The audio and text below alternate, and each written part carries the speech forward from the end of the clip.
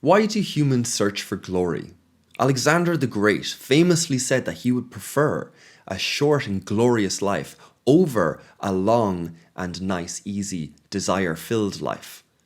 Why would he say such a thing?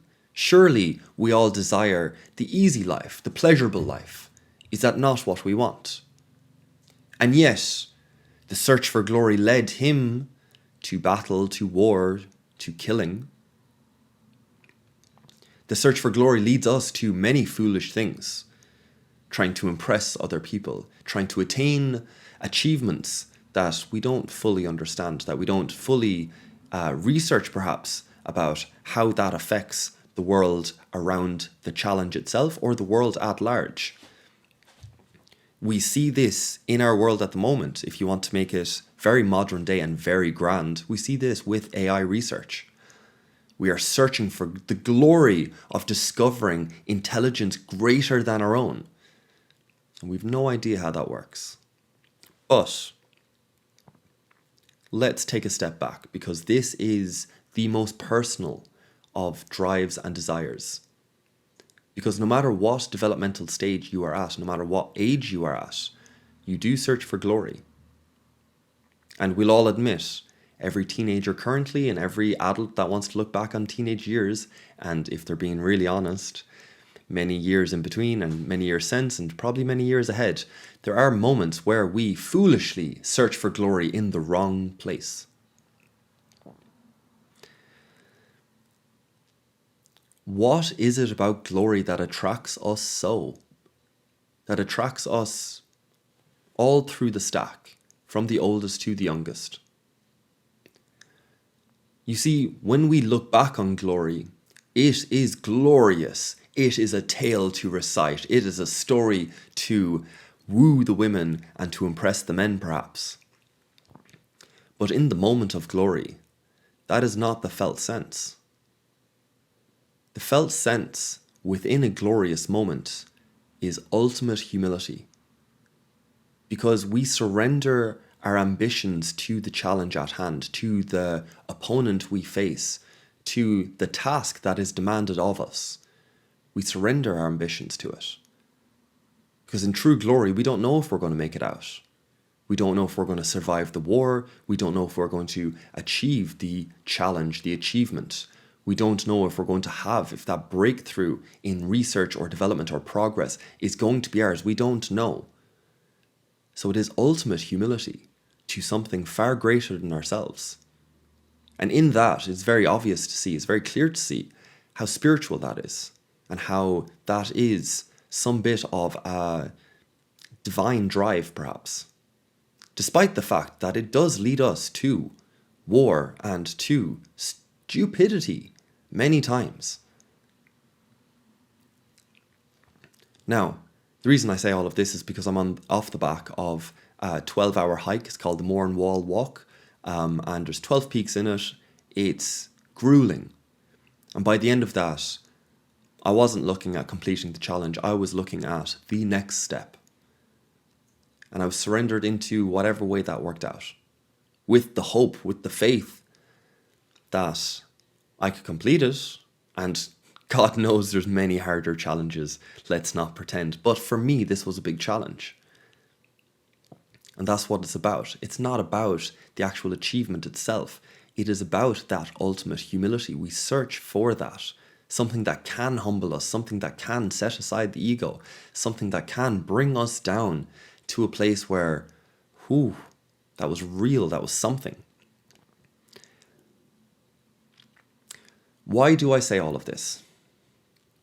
I say all of this is because I do believe that this may be the drive for achieving some form of spiritual renaissance, to try to have a glorious spirit, so that when there is prayer or worship or ritual or ceremony of any type, that we look for glory in that way, that it is ultimate humility.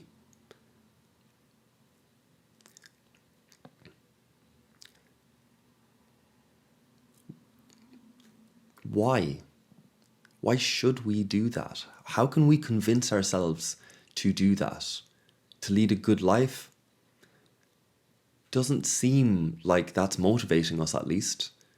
We all know a good life is, the basic pillars of it is food, exercise, and sleep. And every individual I do talk to is struggling with one of those. A good life doesn't seem necessarily to garner that. So how can we retell our stories to include, to revitalize glory for us, to rehabilitate that sense, with the full recognition that it does go wrong, that if we're aiming at the wrong thing, then that's poor, that can do harm to the challenge itself, to ourself, to the world at large. Again, I can bring your attention back to AI here, and we are certainly going for glory, and we certainly do not know whether that's going to be a net good or net negative. And yet we strive for it. So my hope here, by raising this and by trying to flesh it out a little bit and trying to marry it with humility, to really have that be a felt sense of what glory actually is. Not necessarily the old man reciting his glory days of when he was 16. Not for the ego that is pompously parading itself around, saying, look how glorious I am now for the tasks I have done in the past. But is there a way of personally aiming for glory, personally holding a glorious narrative that brings us back repeatedly to moments, to challenges, to ceremonies and rituals that humble us ultimately in this search of a glorious spirit? I think if we can find that motivator, if we can find that narrative link, if we can find that story that connects that, I think it would serve us.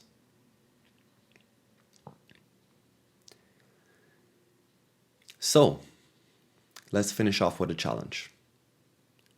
What are your glorious moments in the past? Can you list 3? The most glorious. Be as humble as you want. Maybe you feel as if you're not that glorious of a soul at the moment. Maybe you feel as if life hasn't been glorious. But when have you felt that ultimate humility where you did not know? What moments do you feel proud of for getting through? And can you bring that felt sense of ultimate humility and contact with something bigger than yourself and surrender of ambition into that bigger thing? Can you bring that into your spiritual practice? Again, whether it's prayer, worship, ceremonies, rituals, the things that refine and orientate us towards a good life, perhaps. You can be glorious in conversation. You can be glorious in action. You can be glorious in exploration. And yes, you can be glorious in conquest. Anytime a human blunders into something unconsciously, unknowingly, that is where the danger is. That is when it gets troublesome. But if we flesh it out, if we really follow that felt sense of what glory feels like in the moment, perhaps, maybe, we could find that narrow path between that isn't surrender and complete surrender into something that isn't glorious, but isn't this over-ambition into the glory that is misguided and aimed poorly. And let's not forget that sin is a word from archery, which means to miss the mark. So hold that term lightly, and it might also help. With all of that said, I apologize for the preach. I apologize for this being a bit less theoretical, but I do hope you've had a great week. I do hope you're looking forward to the week to come, and I will see you in the next one. Bye, guys.